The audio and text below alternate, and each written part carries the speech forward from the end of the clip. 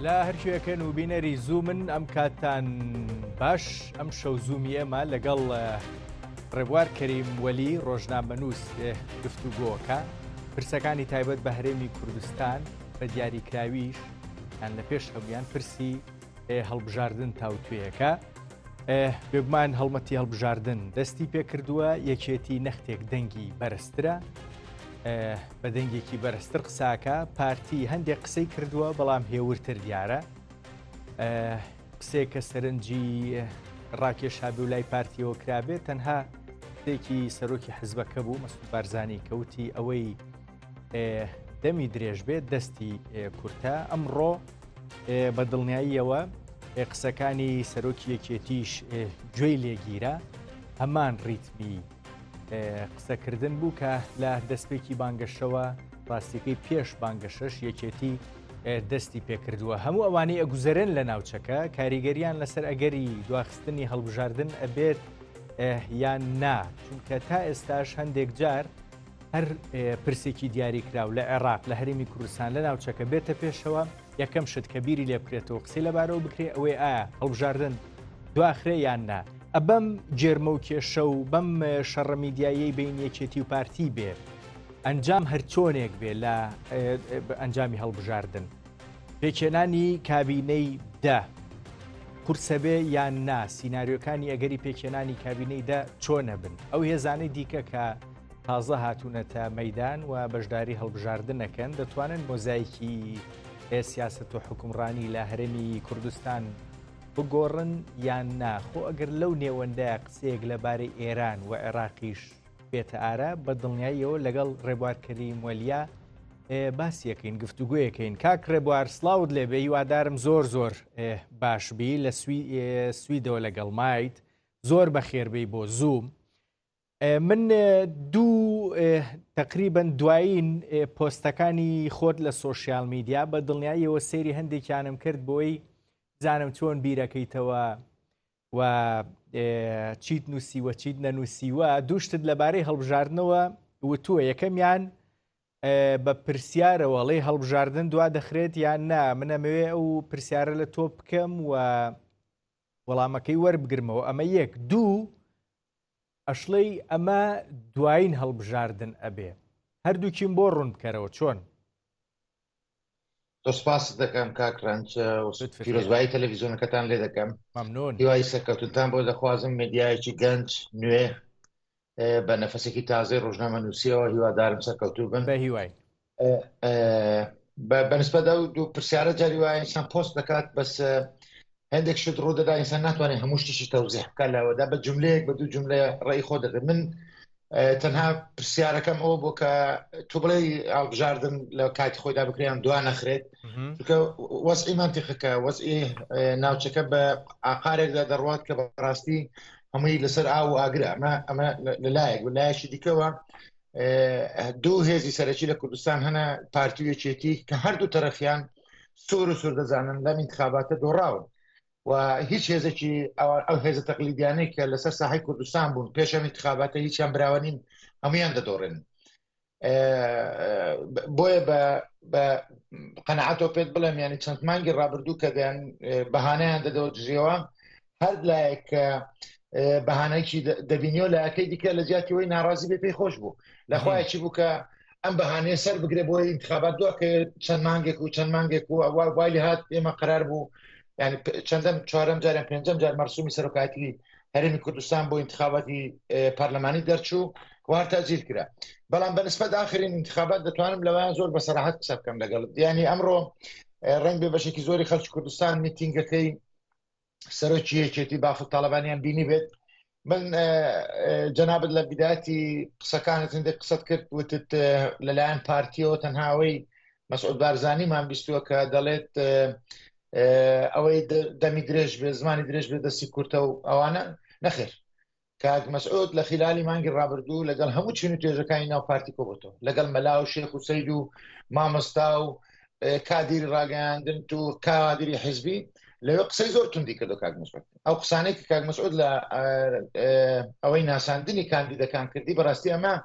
قسەی ڕوتین بوون و قسەی زۆر جدی نەبوون بە قەناعەتی من قسە جدیەکانی لە شوێن دیکە کرد بوو و ڕەنگە ئەم قسانە زۆر باسانی کە لەگەڵ یەکێک لەو دانیشتانە خەڵکی تێدا بووە چۆ ڕەنگێ جێڕابێتەوە بۆیە کاک مەسعود ئەمە قسەی دڵی نەبووانی لێ کردی قسەی دڵی خۆی پێشتر لە شوێنشکە کرد بوو بۆیە هەز دەکەم تەقتیبێکی گەورە لە کوردستان دروست بۆ کە ئێمە لە دوای 92 ئەمەمان نەبینی بوو یان لە 92 کە انتخابات کرا نازانم ئەو گەنجانەی ئێستا ئەوانەی لە تەمەنی مندانە بە بیریان دێ ئەو کاتە ئەو کاتەش کوردستان تووشی تەقتیبێکی گەورە بوو ینی نەتیجە قبول نەکرا دوایە هاتن کردیانە 50-50 وەحاصل 50-50 تەقسیم کرد ئێستا ئەو وەزعش نییە بەڕاستی ئێستا ئەو ئیمکانەش نییە جاریشکە بەرەو 50 بڕۆنەوە چونکە ئەحزابی دیکە لە ساحەی سیاسی کوردستان کە ئەوان ڕێگە بەوە نادەن یعنی ڕەنگ بێ لە ڕابردوودا 50-50 بۆ چۆ سەرێ تا ئەمە کابینەی ئەخیریش یعنی یەکێتی شەریک و هاوبەشە ئێستا درۆ دەکەن کە دەڵێن 17 ساڵە حکومڕانی لە دەستەوانە کاکە 17 ساڵە حکومڕانی لە دەست پارتی و یەکێتیە نەک بە تەنها پارتی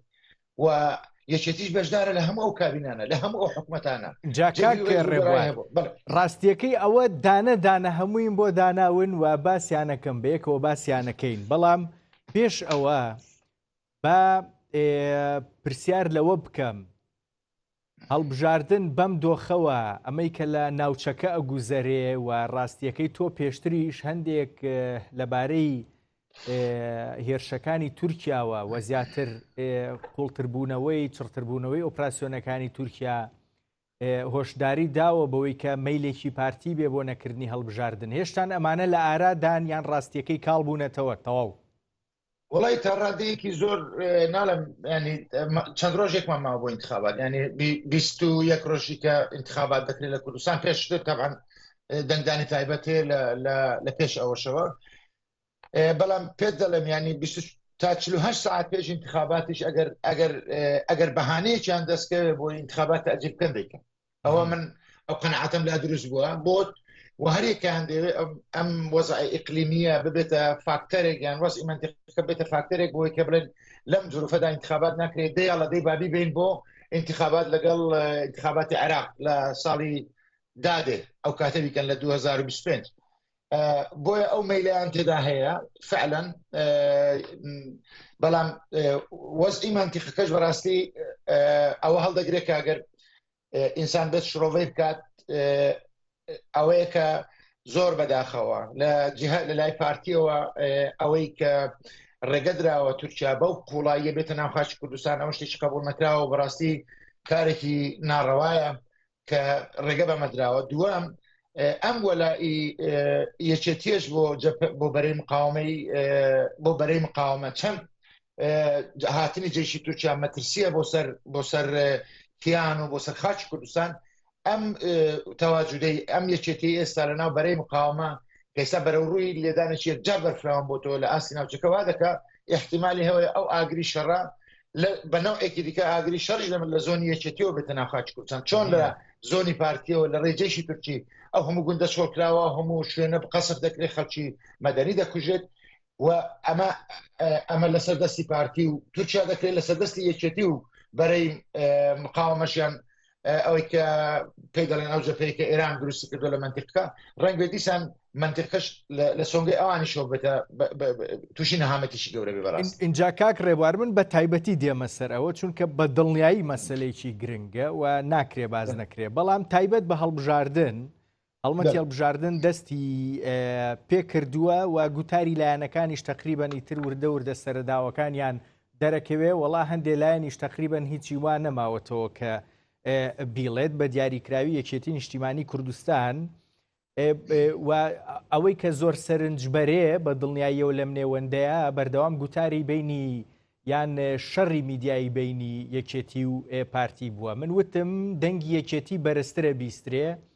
و پارتی کەمێک هێورتر دەرەکەوێت تۆ پێت وتم وان نییە سەرنجت بەگشتی لەسەر گوتاری هەردووکیان قسەکانی هەردووکیان ئارگۆمنتەکانی هەردووکیان لە چوارچەوەی هەڵمەتی هەڵبژاردن و بەرگری لە خۆکردن بۆ ئەوەی دەسەڵات بگرنەوە دەستدەنگی زیاتر بێنن ئەمە یەک دوو لەو نێوەندەیە کە باسی پارتیت کرد بەڕاستیە گەرەکرێ پێم بڵێ بزانم بارزانی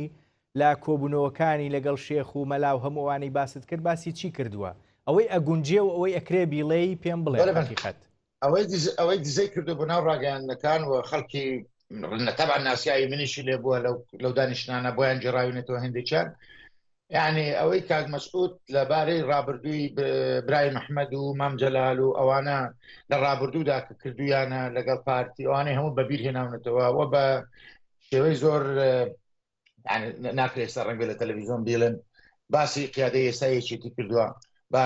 زۆر بەخراپی و ئەم قسانە تەبعاً بگاتەوە گوێ من گەیشتێتەوە گوێ ئەوانیش بەڵام لە هەموو حاڵەتێکدا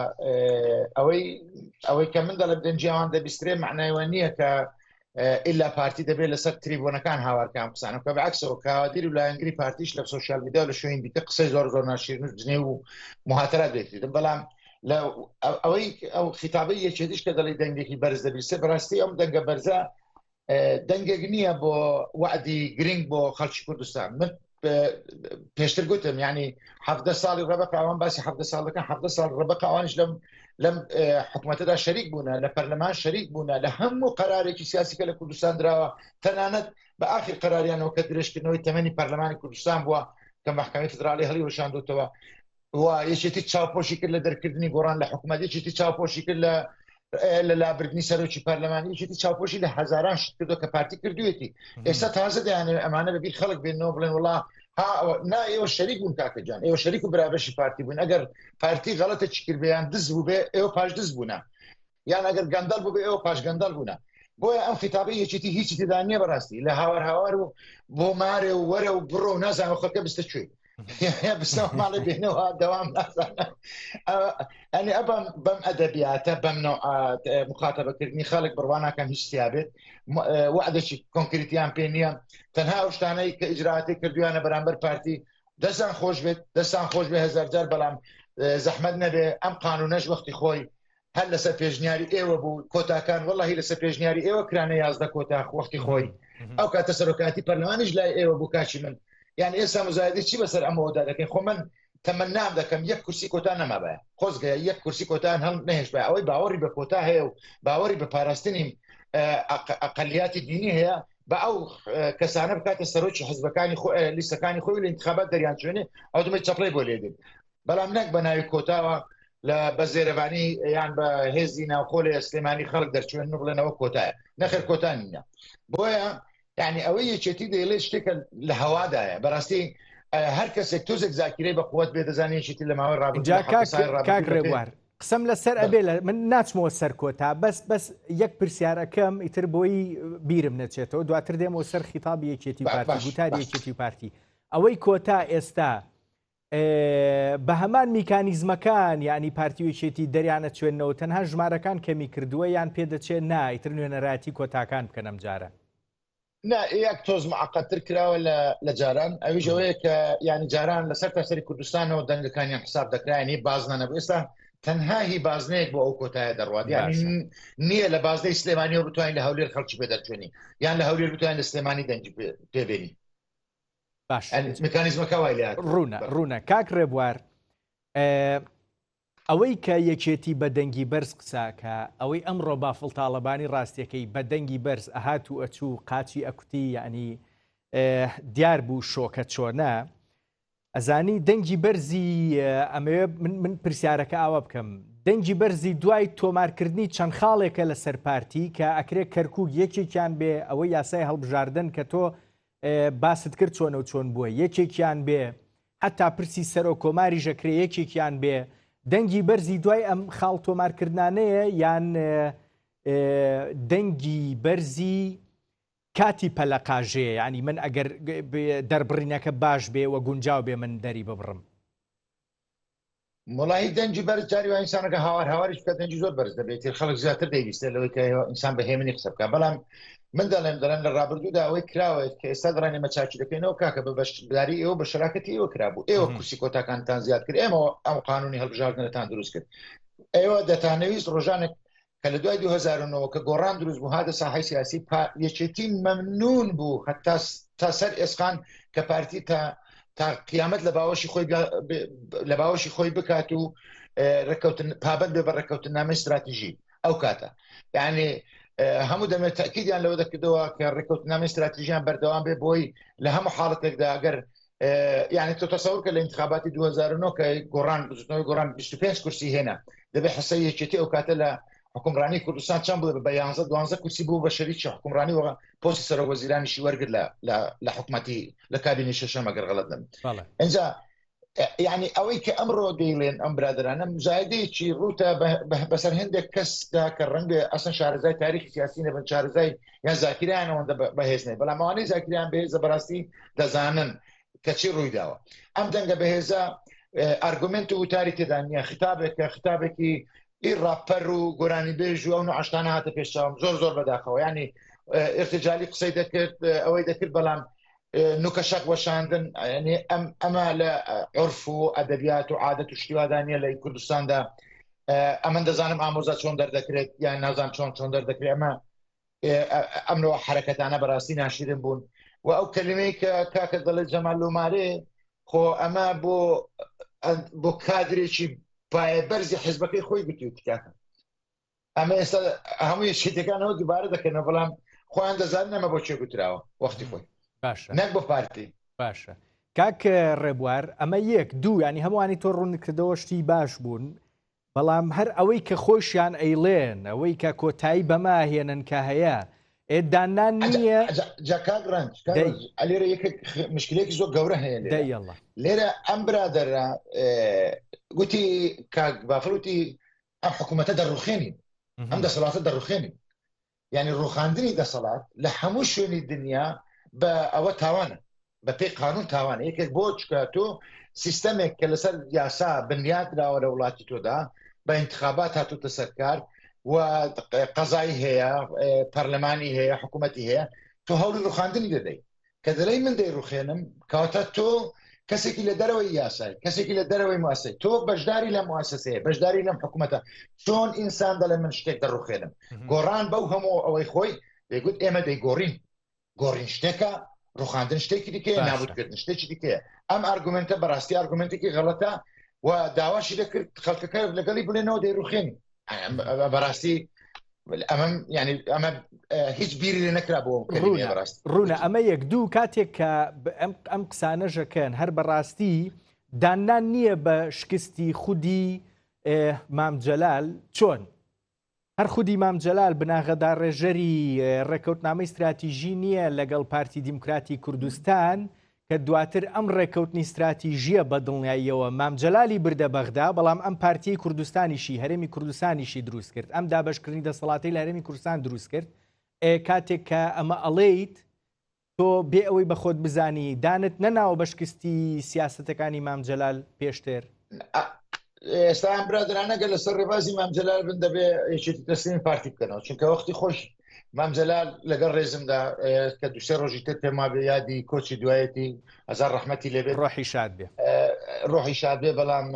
یەکشت بڵێم لە پێناوی ئەوەی کە دوای 2023 لە پێناوی کە خۆی بێتە ڕێی جمهوری عێراق بەڕاستی ساحەی سیاسی بۆ پارتی چۆڵ کرد هەموو جنگە هەستیارەکانی حکومڕانی لە کوردستان تەسلیمی پارتی کرد و دوایش تا وفاتی فەرموو هەر ئیترامە شێوە بەردەوام بوو یعنی ئەمە وای لێ هات کە ئێستا کە وەفدێک لەو دەرەوەی کوردستانەوە دێتە ئەمەی پزیشکیانی لێ دەرچێت ڕێی جمهوری ئێران کە ئەویش بەسەریدا فەرز کرابوو کە ئەگەر نەچێتە سلێمانی بۆی نییە بستە هەولێر هەر دەچێت لە هەولێر ئەم سێ بارزانیکان دەبینێت و دەگەڕێتەوە یعنی پێویست بۆ ناکە کە حساب بۆ کەسی دیکە بکەن چونکە ئەمە مام جەلال حکمی کوردستانی لەسەر سینی زێر تەسلیم پارتی کردووە ئێستا ئەوان تازە بە ئاگا هاتوونەتەوە بەخەبەر هاتوونەتەوە دایانەوە ئەم حکومە لە پارتی بستێنەوە تۆزێک زەحمەتە یعنی زەحمەتە یەکێتی بتوانێت ئەمە لەگەڵ پارتی بکە بەڵام هێزی دیکەی دەرەوە هێزی دیکەی دەرەوەی پارتی یەکێتی دەتوانێت دەسەڵاتە هەردووکیان بستێنەوە باشە چەند واقعیە کە هێزی دیکە بتوان حکومڕانی لە کوردستان بکەن ئەوە ڕنگ بێ لە ساڵانی ڕابردوودا بە حکمی مەحاڵی هەبوو بێ بەڵام لە داهاتووداوە حکمی مەحاڵی نییە وەڵام من ئەبێ بۆم ڕوونکەی تۆ بزانم بۆچی لە داهاتوە حکمی مەحاڵ نییە بەس ئێستەنا هەندێک پرسی دیاریکراوی یەکێتی و پارتی ماوە دواتر بە دڵنیایی دێمە سەرلایەنەکانی دەرەوەی یەکێتی و پارتی کاک ڕێبوار بزوتنەوەی گۆڕانی ژیانی بەردەوام گوتارێک هەیە ئەیڵێتەوانەیە کە با بڵێن لە حکوومەتایە بەڵام دەسەڵاتی لە دەست نییە ئێستا هەمان گوتار تقریبەن یەکێتی ئێوێ دەرخواردی خەڵکی باتەوە بەڵام بەڕاستی بۆ خەڵک قوتەچێ ئەم گوتارە ئەمن یەک جملە دەڵێم یعنی ئەوە ئێستا دانیشتوو تەماشا بەرنامە دەکەم تۆ من بانگ دەکەی بۆ ئەم بەرنامەیە دەڵێ ڕێبواری کەریم وەلی تۆ میوانی ئەم بەرنامەی بەس دادەنیشی بەرامبەر کامێرەکە بۆ نییە قسە بکەی و من قبول دەکەم دەڵێم باش دوای کە چوومە دەرە لە بەرنامەکە دەڵێم بۆ قسەت نەکرد دەڵێم ڕێگایان نەدا قسە ئەمە قسەم زۆر فێ بەس دایانێ قسە کاچی من جەنابی گۆڕان کە چێتە ناو حکوومەتەوە ئەگەر تۆ هیچت بەدەستنێ بۆ ئیشت چێت ناو حکومڕانی زەحمەت نەبێت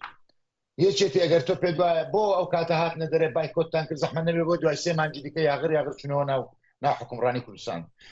چاوەڕی یەک تەلەفۆنتان دەکرد خۆتان واتان گوت گوتان یەک تەلەفۆنمان بۆ بکەن ئێمە دەگەڕینەوە بە نوکەیەک گەڕانەوە بۆ ناو حکوومەت یعنی گلەی چی دەکەن لە کاتێکدا ئێوە شەریک و برابەشی ئەم حکومڕانیە بوونە چیتان پێ لەوە زیاتر بیدەن بە خەڵک باشە من یەک پرسیاری دیکە دەکەم ئەگەر ئەوان دەتوانن ئەمن باسی هیچ کە ناکەم ئەگەر لەم ماوەی ڕابردوو ئەوان کشابانەوە بەڕاستی پێت بڵێن وەزی عێراق لە ساڵحی ئەوان بوو کشکاوان هاوپەیمانی ئێرانن و بەهۆی ئێرانیشەوە لە بەغدا نفوزیان زۆرە ئەمان دەیانتوانی چونکە لە ڕاستی لە ئاخردار پارتی هاتە ئەو قەناعەتەی کە لا مرکزیەتی ئیداری و مالی بدا بە سلێمانی ئەو منطقەیە کاکە ئەمانە دوای ئەوەی کە پارتی پێوتن لا مرکزیەتی ئیداری و مالیتان دەدەمێ ئیتر شۆک بوون بۆی کە چۆن بەڕێوەی بەرن گوتیان نەخشتیوا قبول ناکەین ئێمە دەمانەوێت یەک پارچە بێت هەتا ئەو کاتە کارتی جیاکردنەوەی سلێمانیان بەکارنە بەڵام ئێوە کە ئەو عێلاقە باشتان هەبوو ئێوە کە موچەتان پێ لە بەغدا دەهێنرا ئێوە کە مەرزەکانتان لەدەست بوو ئێوە کە داهاتی ناوخۆتان هەبوو زەحمەت نەبێت نمونەیەک مۆدێلێک لە حکومڕانیتان پێشکەش کردبایە لە سلێمانی بۆی خەڵک پێتان بڕوا بکە کە ئەتوان هەم حکومڕانی هەموو کوردستان بکەن خۆ پارتیش هیچ مۆدێلێکی لە حکومڕانی پێتەطبیق ناکرد لەم ئەخیرەدا ئەم 5 ساڵی ئەخیری هەر کارەساتە لە گرتنی ڕۆژنامەنووسەوە بگرە لە ئازاردانی خەڵک و لە دانانی باج و لە ئەنواع ئەقسام شتی دیکە کە هیچ هەنگاو گەرچوو بێتە پێش دوو هەنگاو چۆتە پاشەوە بەڵام هیچیان نە لە ئاستی ناو ئیقلیم ئەوە نە لە ئاستی مەحەلی نە لە ئاستی گەورە هیچ ئینجازێکیان نەبی دەنە خەڵکی کوردستان بەڕاستی پێتان بڵێم باشە کاک ڕێبوار دێمە سەر پارتی دیموکراتی کوردستان ڕاستیەکەی زۆر بە کورتی ئەیڵێم پارتی هێشتان بە نابەدڵی هاتوۆتە ناو پرۆسی هەڵبژاردنەوە یان نا طبعا پارتی لێرە مشکلێکی بۆ دروست بووە مشکلەکە ئەوەیە کە پارتی لە مسبقاً قەراری خۆی داوە کە بۆ 4 ساڵی داهاتوودا مەسرور بارزانی سەرۆکی حکوومەتی هەرێمی کوردستان بێ ئەمە ئیشی ئەستەم کردووە لەبەرچی چونکە نەیاری پارتی هەنە نەیاری کلاسیکی پارتی هەنە بەس بەهۆی مەسرور بارزانیەوە دابڵ نەیاری پارتی هەنە یعنی خەڵکانێکەنە کە ئەگەر ڕقیشان لە پارتی نەبێتەوە یان نەیاری پارتیش نەبن بەهۆی مەسرور بارزانیەوە نەیاری پارتین و ڕقیان لە پارتیە بۆیە ئەم ئیعلانە مسبقە کە جەماعەتی خۆیان و دەوروبەری مەسرور بارزانی دیعای بۆ دەکەن و پێداگیری دیارە کاک مەسعودیشە لەسەرەوەی کە بۆ 4 ساڵی داهاتوو بەڕێزیان سەرۆکی حکوومەت بێت لە ئێستاوەڕە هەندیکاپێکی گەورەی داوەتە دەست هەموو یعنی وەکو هەندیکاپێک و وەکو وەرەقەیەک کەوتوتە بەردەستی حیزبەکانی دیکە کە سەرۆکی یەکێتی دەڵێ ناتێنە مدیر عامی ئەگەر ئێمە ڕازی نەبێت یعنی سوور دەزانێ ئەم حکوومەتە بە حکوومەتی زۆرینە تشکیل ناکرێ زۆر بە زەحمەت من ئێستاش دەڵێم احتیمالی زۆرە بۆ تاریخ احتیمالی زۆر انتخاباتی عێراق کرابێ حکوومەتی هەرێمی کوردستان پێک نەهێنرابێت لە دوای انتخابات ئەگەر انتخابات بکرێت کە هیوادارم بکرێت بۆیە ئەم حاڵەتە وای کردووە کە پارتی نە یەک دەستە لە ناو خۆیدا لە مەسەلەی هەڵبژاردن و لە مەسەلەی بانگەشەی هەڵبژاردن نە وجوهی پارتی و ڕموزی پارتی ئی بەهێز لە ناو لیستەکاندانە لە سەروی لیستەکانەوە خۆیان زیاتر بە دوور گرتووە لەوە و دەژبینین ئێستا ینی سەرۆکوەزیران هەموو ئەوەکانی هەڵگرتووە هەموو پرۆژەشتەکانی هەڵگرتووە بۆ ئەم چەند ڕۆژەی کە ماوەتەوە لە هەڵمەتی پروپاگەندا بەڵکو لەم ڕێوە بتوانێت دەنگ کۆکاتەوە بەڵام پارتی وەکو ڕاستیەکەی ئێستا وەکو قازێکی شەل بەڕێدا دەڕوە یعنی ئەگەر بڵێم کاک ڕێبوار وتت لە بارەی هەڵبژاردن تا حدێک با بڵێن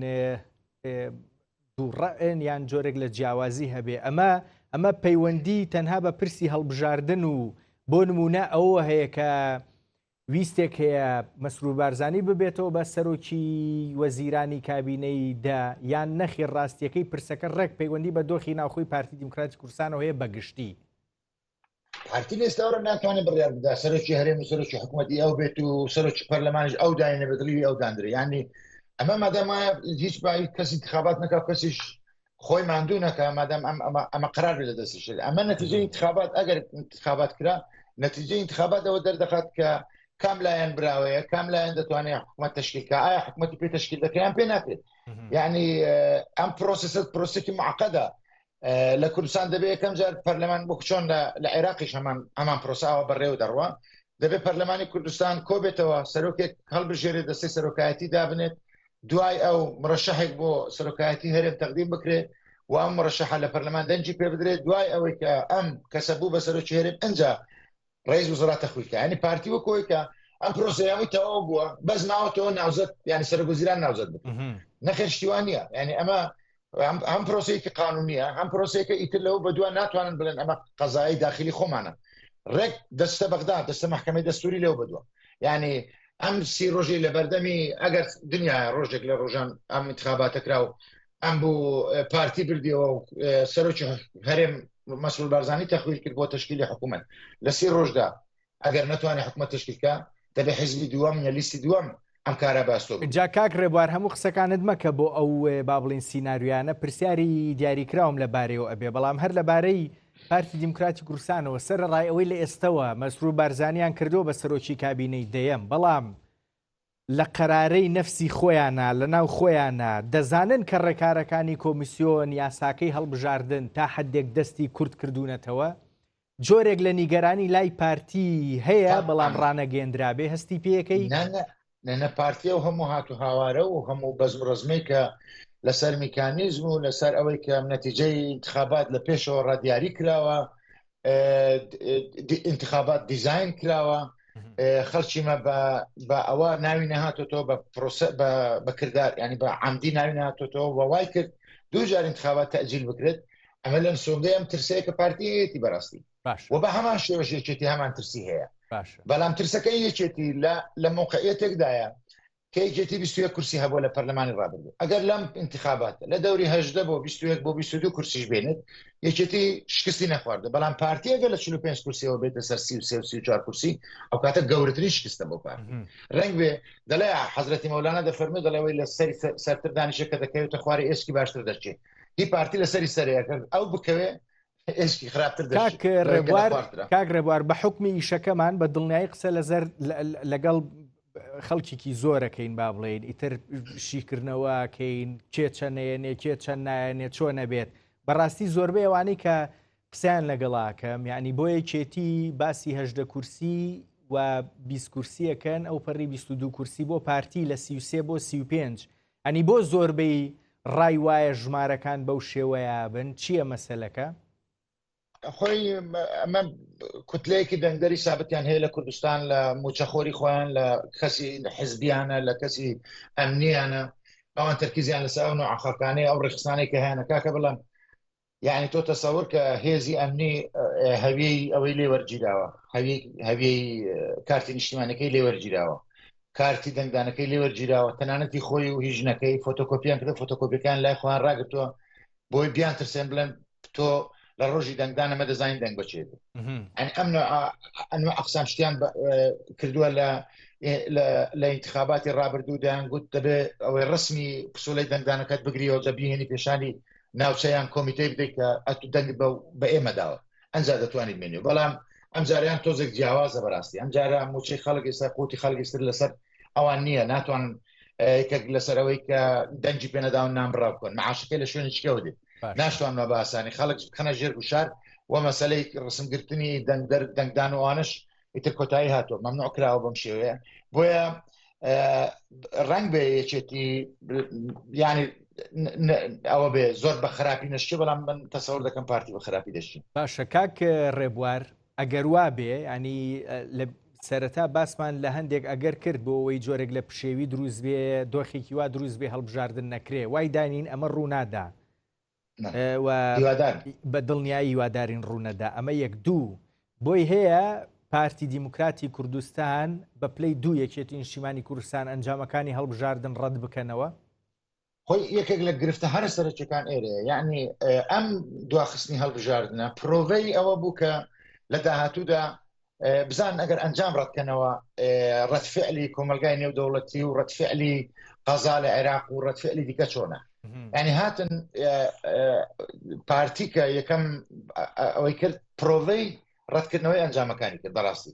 هەندێکی بۆ چۆ سەرێ هەندێک دەردەرهاتنەوە کۆتاکانیان گەڕاندەوە 5 کۆتا کردیان 3-2 بۆ یەکێتی بەشیان کرد لە بینی خوانە بەڵام یەک ئەوە هەبوو ئەویژەوە بوو کە نەیانتوانی عەتفی ئەو عەتفەی جاران خەڵک بۆیان هەبوو دەیانگوت بەڵێ ئێوە لەسەر حەقنەوەوانە ئەو عەتفە دروست نەبوو بۆ پارتی ئەم جارێ بەعکسەوە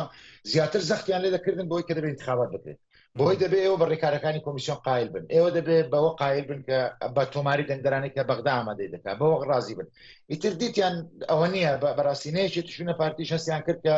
ئەگەر ڕۆژێک لە ڕۆژان بیانەوە نتایجی انتخابات ڕەتکەنەوە ڕنگ بێ باوەڕ ناکەم ئەو تەعاتفیان لەگەڵدا بێ ئەمە یەک نقطەی دووەم ئەوەیە ئەوەی کە جەنابەت باس دەکەی لە ئێستاوەڕە ڕقم فڕێدەدەن هەندێک ڕقم فڕێدەن بۆی ئەگەر سبەی ڕۆژێ لەم ڕقەمە کەمتریان هێنا بڵێن ئێمە پێشبینیمان کردبوو ئێمە ئەومان کردبوو ئەومان کردبوو ئەوەندە دەنگمان هێناوە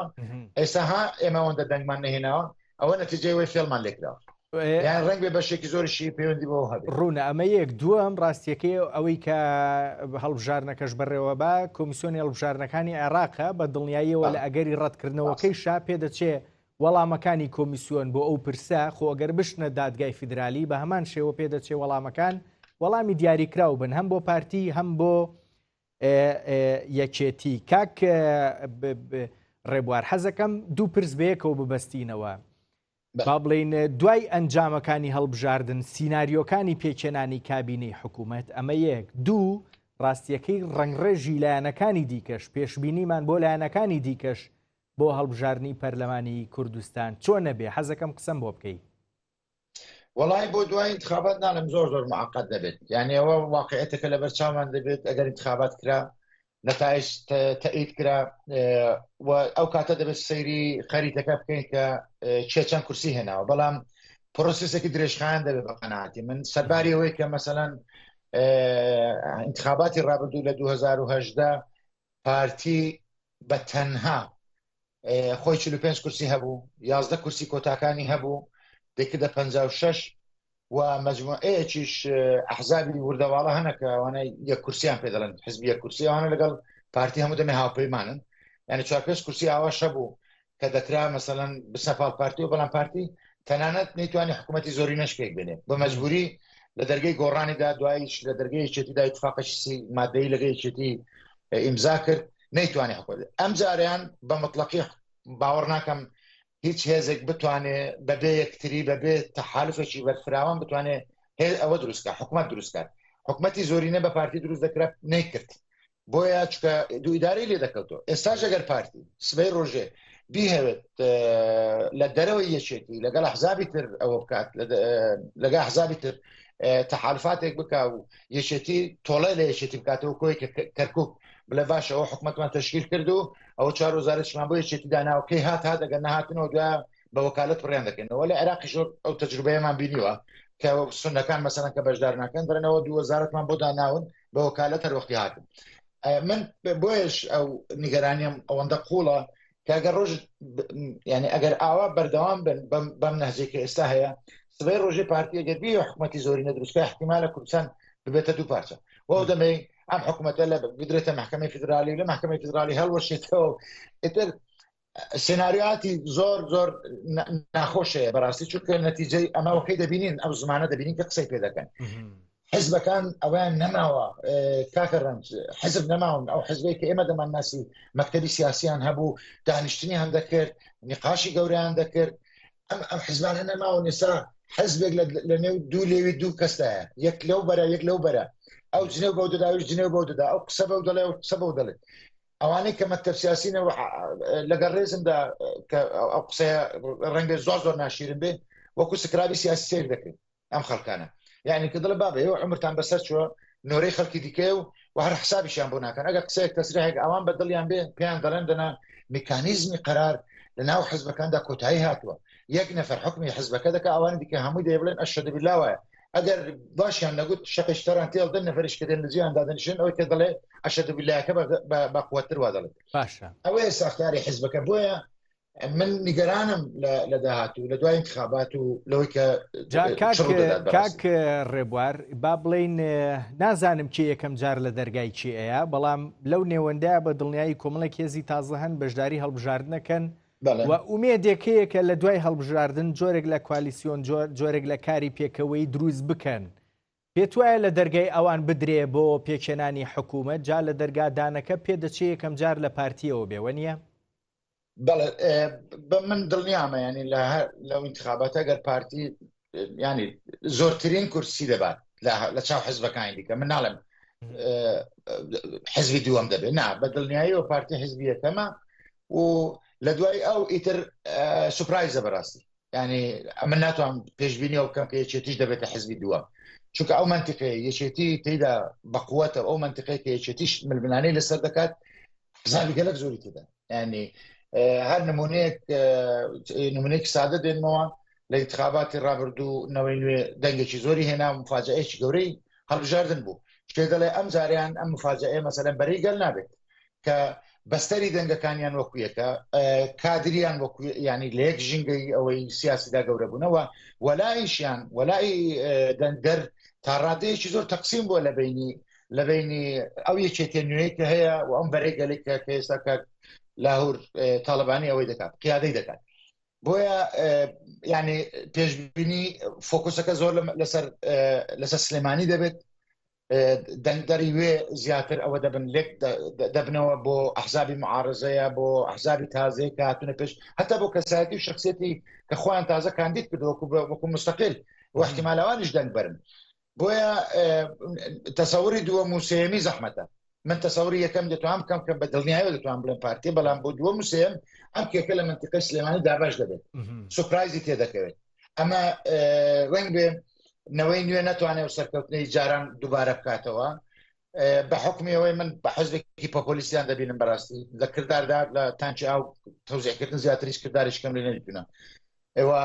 حزوری پەرلەمانیشیان بەڕاستی سفرە یعنی ئەوەی کە لە دەبایە لە پەرلەمان من بەبیرم دێ زوتنەوەی گۆڕان هێشتا تشکیل نەوە بوو کاک نەوشیروان نۆ پەرلەمانتاری هەبوو لە ناو پەرلەمانی کوردستان ئەم نۆ پەرلەمانتارە دەستوری هەرێمی کوردستانیان گەڕاندەوە ناو پەرلەمان یعنی تێش پەڕی بوو هێنانەوە بە نۆ پەرلەمانتار حەشرێکیان بە پارتی وێچێتی کرە و سەری بیان نەبوو ئەم برادەرەی ئێمە کاک شاسوار بەداخەوە لە 5 ساڵی ڕابردوو پەرلەمانتارەکانی هیچیان نەکردو بۆیە ڕنگ بێ تەقیمی دەنگدەر لەسەر کاک شاسواریش بگۆڕێ بۆەوەی کە دەنجی کەم بکات ڕنگ بێ هێزی دیکە بێنە پێشەوە بەڵام یەک نقطەی زۆر گرنگکەیە ئەویژەوەی کە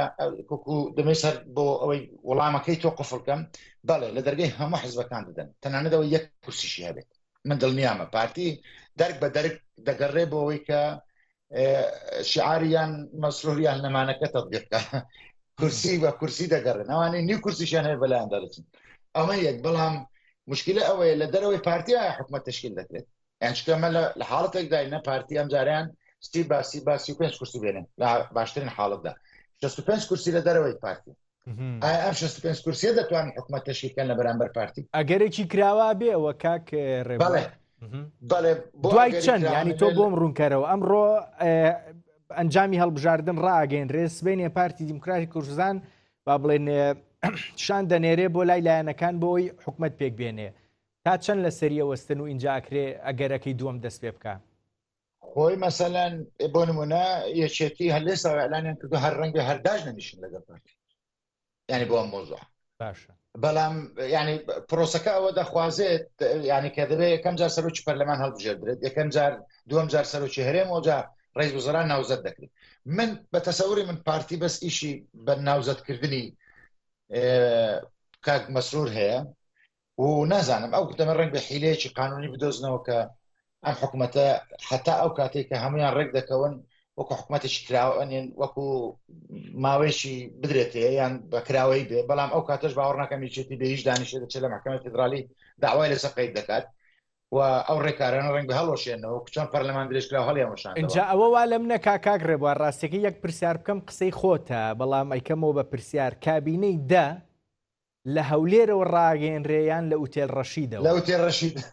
ئەمە تەعانێک بوو بەڕاستی بەڵام وەختی تۆ پرسیارت کرد بەڵێ 65 کورسی لە دەرەوەی پارتیە 65 کورسی لە دەرەوەی پارتیە بەڵام ئایا ئەو ئینسجامە لەناو ئەوەی کە یەکێتی لە کەرکوک پێی دروستکرا لەگەڵ تورکمان و عەرەبی سوننە و تەنانەت شیعەش و ئەو ئاشوریەکەشیان کلدانێکەشیان نازانم وەڵی کلدانیا ئاشوری داوای لێبوردن دەکەم مەسیحی مەسیحی کە چوون ئەویان دروست کرد لە وتێ ڕەشید و سپارێزگاریاندانا و کردیانە ئەمری واقعوتەوە کۆتاییان ئایا ڕۆژێک لە ڕۆژان شانسی ئەوە هەیە کە پارتی 35 کورسی بێنێت و 65 کورسی لە دەروی پارتی بێ ئیتلافێک لە دژی پارتی دروست بێت بە حیزبەکان بە هەموو حیزبەکانی دیکەوە بتوانن مەسەلەن حکومەت تشکیل بکەن. ئەزانی کاک ڕێبوار گرفتەکە ڕێک لەویایە کە لە سێ چوار ڕۆژی پێشوو سەرۆکی یەکێتی نیشتیمانی کورسان بافڵتاڵەبانی گوتارێکی پامێکی ڤیددیۆیی هەبوو ئەڵێ لە کورسان دوو هێز هەن پارتی و یەکێتی هەن تۆ کاتێک ئەم قسەیەکەی پێدەچێ بەنیاز نەبی لە دەرگای لایانی تربەی بۆ پێکێنانی حکوومەت دەرگاکە هەر دەرگای پارتی دیموکراتی کوردستان بێ وە نییە؟ خۆ ئەمەی یەکێتی ئێستا دەیکا وەکو بازوەرگرتنە لە پارتی یعنی نوعاً لە ئێستاوەڕە دەڵێ تۆ بەبێ من حکوومەتت پێ تشکیل ناکرێ وەرە خوارێ لەوێ وەرە بمبینە وەرە ئیتفاقم لەگەڵ بکە یعنی تەنانەت ئەوە بۆ یەکەم جارە ڕەنگ لە مێدیا باز بکرێت محاولەیەک هەبوو سەری نەگرت محاولەکە ئەوە بوو یەکێتی و پارتی ئێستا دانیشن پێش انتخابات نەتیجە هەرچیەک و هەرچۆنێک بێت تعهد بدەن کە حکوومەتی داهاتوو پێکەوە تشکیل دەکەن لە انتخاباتیش بەکەیف خوان بە قسە بە یەکتری بڵێن هاشوش بکەن مشکلە نیە بەڵام دوای انتخابات هەر چەندیان هێنا هەر یەکە چەندیان هێنا بتوانن پێکەوە حکومەت تشکیلکەن و کەس ئەوە نەبێت پاشگەز نەبێتەوە بە هیچ شەرت و شوڕوتێکدا ئەمە نازانم لە مقابلی چی بوو نازانم بۆ ڕێک نەکەوتن بەڵام بڕوان پێ بکەن ئەمە هەبوو. باشە کاک ڕێبوار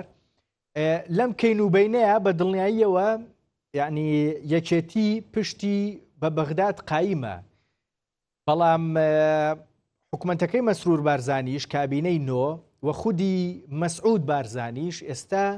ماوەی ڕابردوو دیارە لەگەڵ هێزە عێراقیەکانە گەشتونەتە دۆخێکی شیلەتێن و گفتوگۆەکەن ڕێککەوتنەکان هەموو ئەمانە بۆی هەیە پشتگیریەکەی یەکێتی لە بەغدادەوە تا حدێک ئەگەر بە دوو دەست بوو بێ لەمە دوای دەستێکیان بۆ یەکێتی بێ و دەستێکیان بۆ پارتی ئەوەی بەغدام بەبەستە یعنی خۆی ئێران هەر مەبەستی بوو ئەوەی لوت بەرزی پارتی بشتێنێت کە خۆی دابوو پێشەوە کە من قایب وەکوون بڵێ قیادەی هەموو حرەکەی ڕزگاری خوازی کوردستان ئەوان بن ئەوان بن کە تەحەدا و ئەوەی نیشتیمانی دەکەن قەومی دەکەن ئێران بە هەموو نوعێک دەتوانێت لەگەڵ پارتی عێلاقی هەبێت لەگەڵ یەکێتیش عێلاقی هەبێت و بەغداش دەتوانێت بە هەمان شێوە سەریان بکات بۆیە ینی پارتی هەر وەختی حەزی لەو بێ دەتوانێت لەگە ئێران عێلاقاتی خۆی ئاستی عێلاقاتەکانی خۆی باش کاتەوە لەگە بەغدا باش کاتەوە بەڵام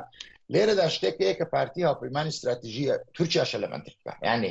کاتێک کە وڵاتانی دەوروبەر سەیری پارتی دەکەن تەنها ئەوە نابینن کە ئەمە حزبێکی لۆکاڵی منطقەیە لە ناوچەیەکە و حزبی بنەماڵی بارزانیە بەعکسەوە ئەوان امتدادی سیاسی ئەم حزبە لە ناو تورکیاشدا دەبینن یعنی لە عمقی ئەوەی استراتیژی پەیوەندی بە ئەردۆغانەوە نییە بە هیچ شێوێ یعنی پەیوەندی بە خودی تورکیاوە هەیە کە ئەم هاوسنووریە لەگەڵ تورکیا ئەم بۆتە عمقێکی استراتیژی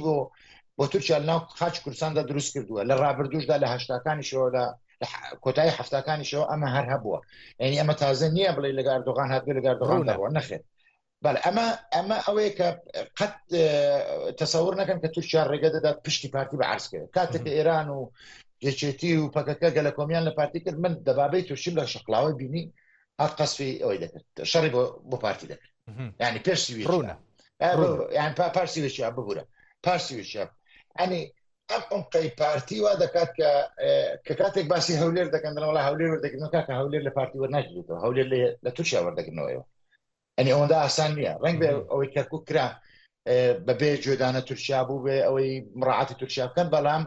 لە بەرامبەریشی داشتی دیکان کرد چونکە تورکیا چاوپۆشی کرد بەڵام ئێستا بە ڕەسەدی سەیارە بە سەیارەی پەکەکە دەدرێت بە درۆنی تورکی لێ دەدرێت ئەو هەموو حادثەیە کە ئێستا ڕۆدا لە منطقەی ئەو لێدانانە نەتیجەیە و ئیتفاقەیەکە لەسەر کەرکووک کراوە لە بۆ تورکیا ینی پارێزگاری کەرکووک وەرگیراوە لەسەر ئەساسی یارمەتیدانی تورکیا باش کاک ڕێبوار کاتم زۆر کەم ماوە بەڵام بەڕاستی حەزەکەم سەرەتا باسی شتێکمان کردوتم هەڵیەگرم بۆ دوایی پریشکیم ئاگرا ئەمەی ناوچەکە ئەمەی ئیسرائیل و ئێران بەرەی مقاومە بەر عێراق و بەر هەرێمی کوردستانەکەوێ یان نا؟ من قسەیەکی نەتانیاهوتان ببیردێنمەوە ڕۆژی 8 ئۆکتۆبر 9 ئۆکتۆبر بوو کە ساڵێک پێشستەکە هجوومەکەیان کرد وتی خەریتەی هەموو ڕۆژهەڵاتی ناوەڕاست گۆڕانی بەسەردادێک مەبەست لە خەریتە بە تەسەوری من نەک دیاریکردنی جغرافیا بەعکسەوە من بە تەسەوری من خەریتەی سیاسی منتیقەکە گۆڕانی بەسەردادێ ئەم گۆڕانکاریەوە خەریکە ڕوودەدات کاکە مەسەلەکە هەر شەڕێک نییە پرۆتۆکۆلی دیجیتالی لە دنیادا ئێستا بەرامبەر چالنجێکی زۆر گەورەیە کە ئێستا ئەم سمارتفۆنانەی کە ئێمە بەکاری دێنی وەکو قومبەلەی ئامادەیە لە ناو جیفانمان بتەقێتەوە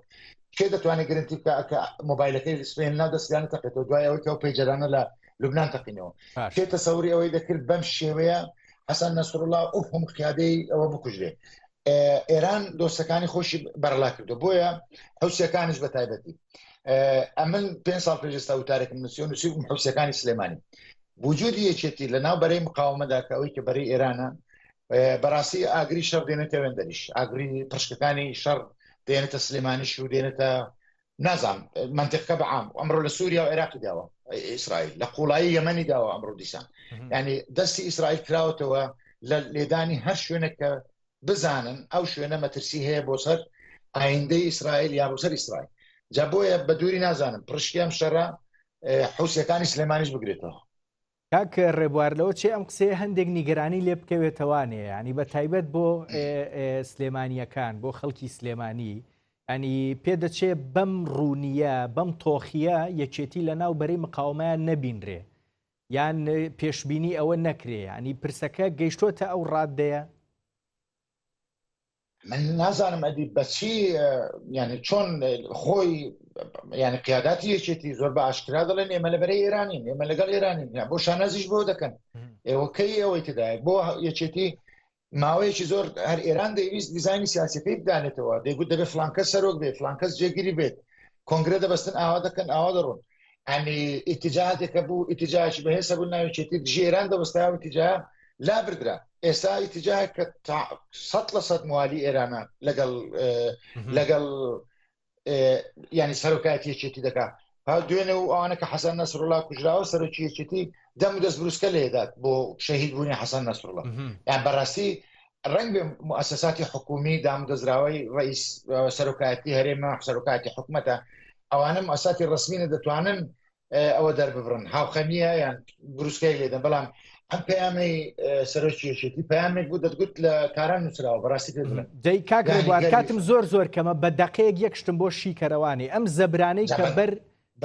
بە دەقەیەک چۆن شی دەکرێت ئیتر هەوڵم بۆ بە یەک هەنەختی قسەم بۆ بکە ئەم زەبرانەی بەر ئێرانەکەوێ بە تایبەت بەربەری مقاوماکەوێت جارێ ئێران خۆی نەگرتوتەوانێ هاوکێشەکان لە عێراقە گۆڕێ جاکە ئاڵێم عێراق من بە دڵنیاییەوە با سێرەمی کوردستانی ژەکەم بۆ هەرێمی کوردستان چونکە دیارە چ هێزێک قوت هێز لە ئێرانەوە وەرەگرێ ئەم هاوکێشانە گۆڕێنیاننا من داوای لێبوردون دەکەم کە دەڵێم حوسیەکانی سلێمانی مەبەستمەوە نییە کە ینی بێحترام بێ بەخەرچێ بەڵام ئەمڕۆ جەبهەی مقاومە لە عێراقدا بەرەی ئێران لە ژێر تهدیدی ئیسرائیلدایە بۆ لێدان وەکو قەیس خەزعەلی و ئەوانەی دیکە وەکو ئەو ڕێیان کەلدانیوانە ئەوانە هەموو لە سلێمانی ماڵیان هەیە هەمویان لە سلێمانی پەناگیان هەیە ئەمانە کە بێنە سلێمانی لێ بمێنەوە پڕشتی ئاگر بەهۆی ئەوانەوە دێتە ئەم منتیقەیە ئەمە ئێمە باسم کردن حوسیەکانی سلێمانی باشە ئەجا نەزانم هیوادارم بە دەقەیەک ئەوەن توانی لێ بۆت باس دەستت خۆش بێ باس دەکەم ڕێبوار کەریموەلی ڕۆژنامەنووس لە سویدەوە لە گەڵما بووی گفتگوویەکی باشمان کرد دەست خۆش باس مەمنون کاتی خۆشدانەوێت مەمنون لوتفە هەیە باز بۆ سەرنجێ